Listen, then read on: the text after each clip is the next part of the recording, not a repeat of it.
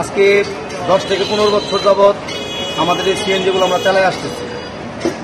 এতদিন যাবৎ পুলিশের একটা ট্রাফিকের একটা সম্মানী ভাতা ছিল, সেই সম্মানী ভাতাটা আজকে 3 মাস যাবৎ বন্ধ। এই বন্ধের কারণে ট্রাফিক পুলিশ নির্যাতন, ওরা একভাবে না একভাবে টাকা তুলে নিচ্ছে। আমাদের সর্বনিম্ন গাড়ির মূল্য মানে সর্বনিম্ন মামলাটা হচ্ছে 5,000 আর সর্বোচ্চ 10,000 15,000 যারে যেভাবে পাচ্ছে সুলাইনি কাছে টাকা। কিন্তু আমরা শ্রমিককে বারবার বলছি যে তোমরা গাড়ি চালাও, আমার শ্রমিকরা কোনোভাবেই গাড়ি চালাবে না। ওরা বলছে আমরা নির্যাতন সহ্য করে আমরা গাড়ি চালাবো না।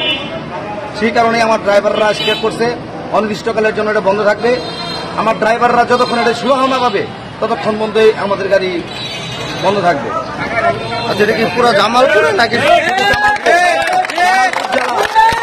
জামালপুর জেলা আমার 36 থেকে 37টা শাখা আছে, 36টা থেকে 37টা শাখা আছে। প্রত্যেকটা শাখায় কেমন নক করা আছে যে আমার গরিব শ্রমিকের উপরে নির্যাতন যতক্ষণ আমরা বন্ধ না করবো ততক্ষণ মধ্যে আমাদের এই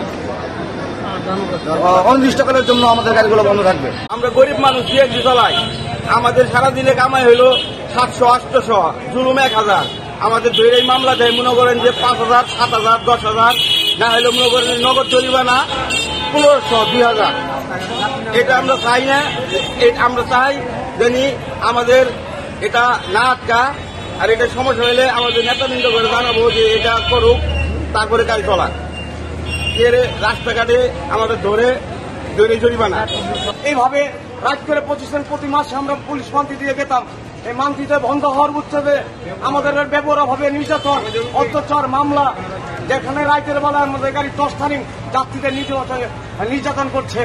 এই অবস্থায় আমরা গাড়ি আজ অবরোধ বা আমরা বন্ধ করে দিয়েছি। এখন আমি দাঁড়িয়ে আছি গেট পার এলাকায়। আমি মেলান্দ যাবো, গাড়ির জন্য আসছিলাম, বাট এখানে দেখি সিএনজি নাই। আজ কেন সিএনজি নাই এটা জানি না, কিন্তু অটোতে যাওয়া যায়, কিন্তু অটোতে অনেক টাইম লাগে। কিন্তু আমি চাচ্ছিলাম সিএনজি হলে ভালো হয়। কর্তৃপক্ষের নিকট আকুল আবেদন যাতে এই ব্যবস্থা দ্রুত সমাধান হয়। আমি ঢাকা থেকে আসছি, আমি জোরখালি যাবো মাদারগঞ্জ। আসলে দেখি স্ট্যান্ডে সিএনজি নাই, সিএনজি বন্ধ। অটোতে যাবো, অটোতে ভাড়া বেশি এবং কি যাতায়াতে কষ্ট বেশি।